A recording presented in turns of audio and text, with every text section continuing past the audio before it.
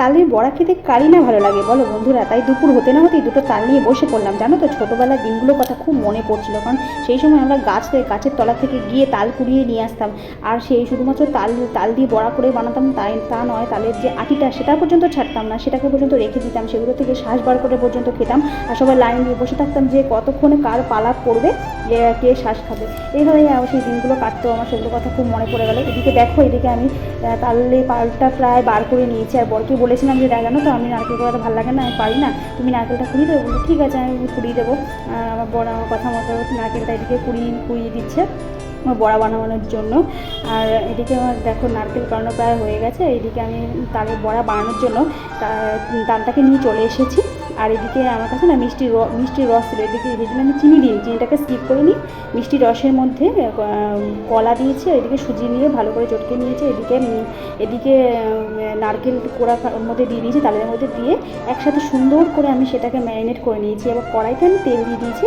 এই তেলটা যেই একটু সুন্দর করে গরম হয়ে এসছে, এবার এর ওপরে আমি এক এক করে ছ্যাঁক করে আমি তালের পালগুলো দিতে শুরু করে দিয়েছি। দেখো আমি একে একে দিয়ে দিয়েছি তালের পালগুলো।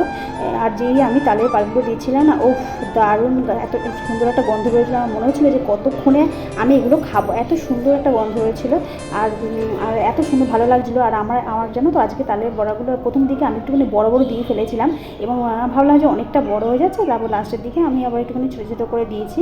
আর সবথেকে বড় কথা জানো তো, তালের বড়ার মধ্যে তালের আজকে না খুব ক্রিস্পি হয়েছে তালের বড়াটা। হয়তো আমার সুজির ভাগটা একটু বেশি দিয়েছিলাম বলেই সুন্দর হয়েছে, ক্রিস্পি হয়েছে।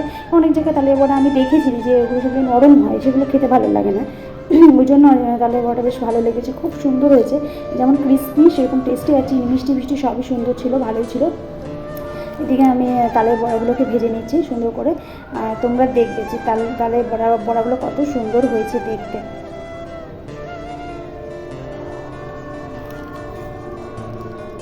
একা একা ভিডিও করতে খুবই প্রবলেম হয়, জানি। আমার কাছে কোনো স্ট্যান্ড ফ্যান নেই, এই জন্য কোনো স্ট্যান্ড নেই বলে আমি কোনোরকমভাবে ধরে করে করি, ভিডিওটা করার চেষ্টা করছি। এদিকে দেখো তালের বড়া নিয়ে চলে এসেছি, কত সুন্দর দেখতে হয়েছে তালের বড়া।